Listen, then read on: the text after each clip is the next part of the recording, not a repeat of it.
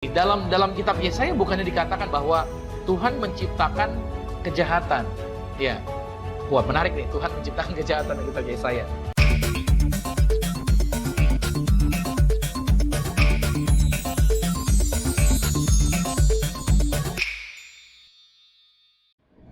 Pak Pendeta, saya mau bertanya, mohon maaf kalau pertanyaannya agak berat.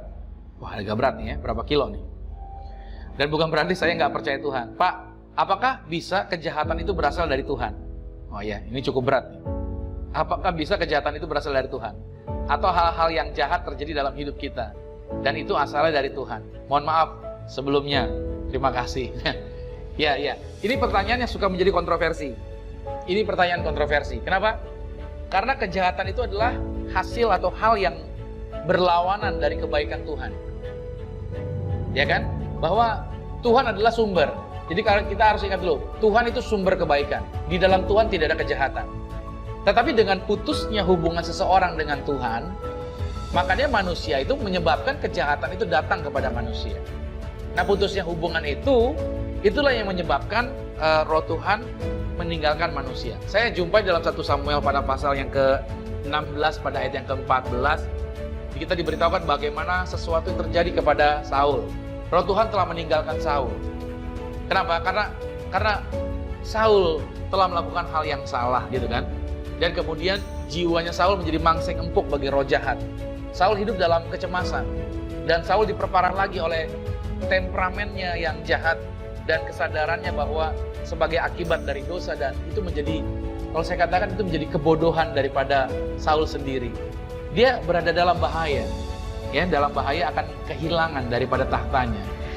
Nah, tapi dikatakan lagi begini, dalam kitab Yesaya bukannya dikatakan bahwa Tuhan menciptakan kejahatan. Ya. Wah, menarik nih, Tuhan menciptakan kejahatan di kitab Yesaya. Oke, coba kita lihat dulu ya, Yesaya pasal 45 ayat 7 dikatakan, Aku menciptakan terang dan menciptakan kegelapan. Aku menciptakan kedamaian dan menciptakan kejahatan. Kejahatan yang dimaksud, yang dituliskan di dalam Yesaya pasal 45 ayat 7 ini, itu tidak mengacu kepada kejahatan moral sebenarnya, tetapi kepada perselisihan atau gangguan dalam tatanan alam semesta secara keseluruhan. Jadi, bagaimana terang dan gelap itu berlawanan, maka dalam kuasa, dalam penjelasan mengenai hal tersebut, yaitu kedamaian dan kekacauan, itu adalah satu hal yang bertolak belakang. Itu adalah kebalikannya.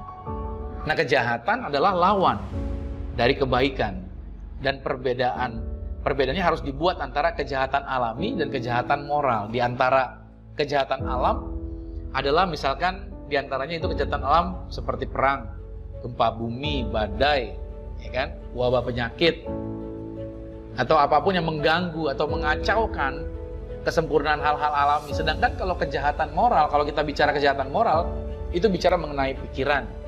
Ya, pikiran yang salah, perkataan atau tindakan yang bertentangan dengan hukumnya Tuhan yang diwahyukan. Nah, karena itu yang disebut dengan dosa.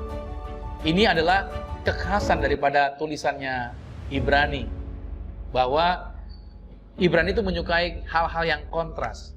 Kita bisa menemukan rangkaian panjangnya itu di dalam kitab Amsal.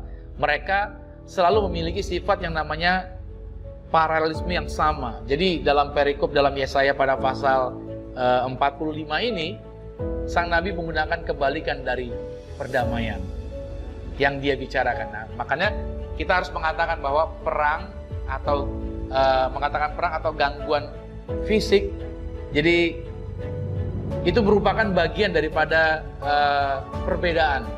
Jadi kita jangan menyamakan bahwa kejahatan itu berasal dari Tuhan.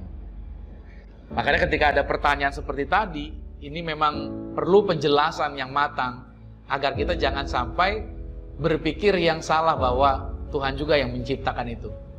Tapi Tuhan selalu, di dalam diri Tuhan tidak pernah terbersit untuk membuat yang namanya kejahatan.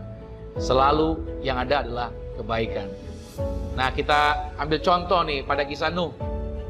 Saat air bah datang, maka bagi mereka yang tidak selamat, itu terkena dampak. Air bah itu nampak seperti kejahatan Tuhan bagi mereka, bagi orang-orang itu. Sedangkan bagi keluarga Nuh, ya kan, itu adalah anugerah dan kebaikan Tuhan. Jadi sebenarnya Allah adalah sumber kebaikan, dan hanya kebaikan yang berasal daripada Tuhan. Namun demikian, Allah berkuasa menurunkan hukuman atas pelanggar dari kebaikan yang telah Ia tetapkan. Dan pada posisi daripada Allah ini seringkali disalah artikan sebagai pihak yang jahat. Di dalam dunia ini selalu akan ada yang namanya untung dan rugi.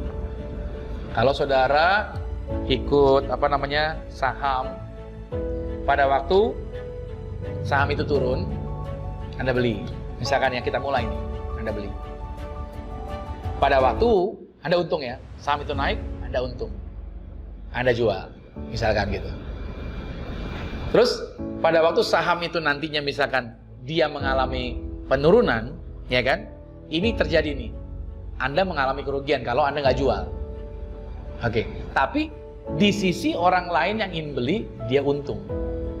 Jadi dalam dunia ini selalu akan ada orang yang untung, akan ada orang yang rugi. Jadi itu adalah hal yang normal, selalu akan terjadi yang namanya keterbalikan atau keseberangan. Makanya Bang Khotbah menuliskan, kadangkala kamu untung, kadangkala kamu rugi. Ada kalanya kamu tertawa, ada kalanya kamu menangis. Jadi di dalam dunia ini akan selalu ada yang namanya berseberangan. Itu adalah hal yang biasa. Tetapi mohon dicatat, Tuhan nggak pernah bikin yang jahat. Tuhan selalu mengadakan yang baik.